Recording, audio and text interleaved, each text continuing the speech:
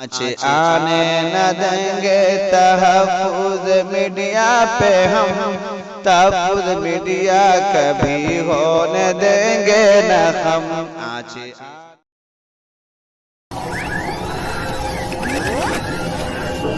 برادران اسلام، رمضان المبارک ایک ایسے وقت میں ہمارے سروں پر آیا ہے جبکہ پوری دنیا کورونا وائرس سے متاثر ہے۔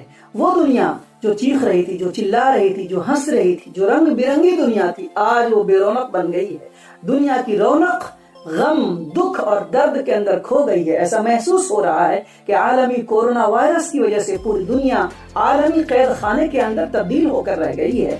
لاکھوں لوگ لقمہ اجل بن گئے اور لاکھوں لوگ اس سے متاثر ہیں۔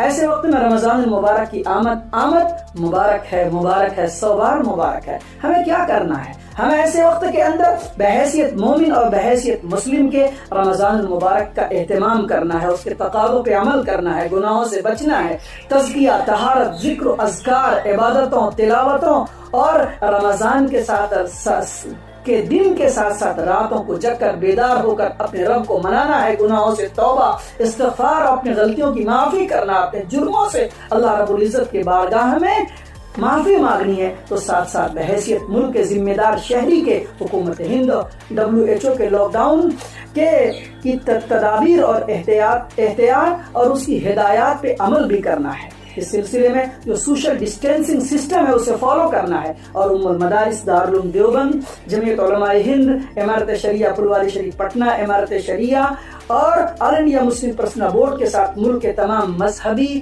ادارے، ملی اور مذہبی جماعتیں، تنظیمیں، ان کی طرف سے جو ہدایات آئی ہیں، اپیلیں آئی ہیں، رہنما اصول بیان کیے گئے ہیں، فتاوے آئے ہیں، مسائل بیان کیے گئے ہیں، اپنے علاقے کے علماء کو اعتماد میں لے کر کے اس پہ عمل کرنا چاہیے۔ دوستو بزرگوں، اسی کے ساتھ ساتھ وہ لوگ جو علاقے سے باہر لاک ڈاؤن کی وجہ سے اپنے اپنے جگہوں کے اوپر مقید ہو گئے، ان کے گھر آج بجھ گئے، چولہے بجھ گئے ہیں، ان کے چولہوں کو آباد کرنا ہے، جلانا ہے اور اپنے افطار، اپنے سامان میں سے ان کا بھی حصہ بنانا ہے۔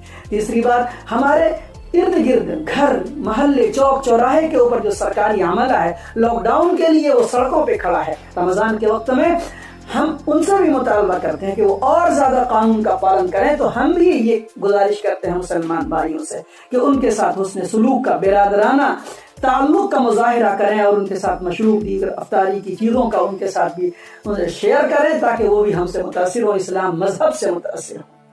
اور آخری بات، رمضان مبارک کی ان راتوں کے اندر، دن کے اندر اللہ رب العزت سے رو رو کر دعا کرنی ہے کہ اللہ تعالیٰ رمضان مبارک کی عبادتوں، ریاضتوں، دعاؤں کے صدقے میں پوری دنیا کو کورونا وائرس سے نجات عطا فرمائے اور ہم سبوں کو اللہ تعالیٰ اس وبا سے محفوظ فرمائے۔ السلام علیکم ورحمۃ اللہ۔ آنچ آنے نہ دیں گے تحفظ میڈیا پہ ہم، تحفظ میڈیا کبھی ہونے دیں گے نہ ہم۔ آنچ آنے نہ دیں گے تحفظ میڈیا پہ ہم، تحفظ میڈیا کبھی ہونے دیں گے نہ ہم۔ تحفظ میڈیا دی کے نگہبان ہے،